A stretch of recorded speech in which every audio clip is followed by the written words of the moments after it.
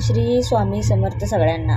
तर बघा सकाळ झालेली आहे, तर आमची कामाची गडबड सुरू आहे सकाळची. तर हे आहे आंबोळी बनवायचा आजचा बेत. तर आंबोळी कसं बनवलं की 2 दिवस आधी पीठ भिजवलं काय असं काहीही न करता आम्ही अचानक रात्री 12 वाजता ठरवलं की उद्या आंबोळी पाहिजे. घरातल्यांची फरमाईश आली. मग मी अचानक तांदूळ 2 वाट्या भिजत घातल्या, थोडं उडदाची डाळ घातली त्याच्यामध्ये आणि ते रात्रभर भिजवत ठेवलं तांदूळ आणि सकाळी झटकीपट म्हणजे सकाळी मिक्सरला लावलं. त्यानंतर आंबोळी करायला घेतल्या. बघा मी ती कोथिंबीर पण धुत आहे. तसंच आमचं काहीतरी बोलणं वगैरे चालू आहे, बोलत बोलत कामं करते. त्याशिवाय काय आमचा दिवस जाणार नाही. तर म्हटलं चला आजचा पूर्ण व्हिडिओ तुम्हाला रेसिपीचाच दाखवायला पाहिजे किंवा दाखवणार आहे. तर बघा ह्या पिठाला चांगलं असं फेटून घ्यावं लागतं, त्याशिवाय ते आंबोळी पण चांगले होणार नाही. कारण का तर आपण फक्त तांदूळ भिजवलेलं सकाळी उठल्यानंतर मिक्सर लावले. आपण प्रत्येक वेळी कसं करतो की आंबवून ठेवलेलं असते, तर तसं काय नाही, आंबट पण नको.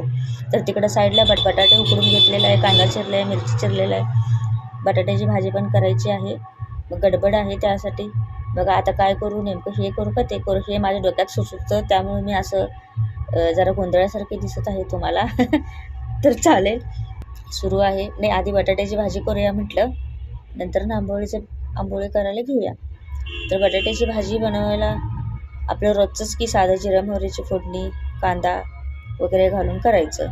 तर रोजचं खायला कंटाळा, चपाती भाजी असं नाश्त्याला द्यायचं म्हटलं की रोज घरच्यांना पण नको वाटते खायला.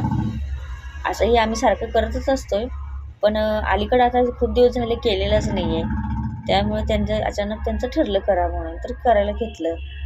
चालतंय. बघा हे असं पीठ हातानं फेटून घेतलं की आंबोळी पटकन चिकटत नाहीत तव्याला, त्यामुळे चांगलं होतात. मग बघा इथं आता फोडणी घालायला लागले बटाट्याची भाजी बनवायला. जिरं मोहरी कढीपत्ता मिरची कोथिंबीर कांदा. त्याची भाजी साधी सोपीच असते, हे काय सगळ्यांना माहितीच आहे. मग ती केलं, कांदा मिरची टमॅटो कोथिंबीर जे काय असेल ते घातलं.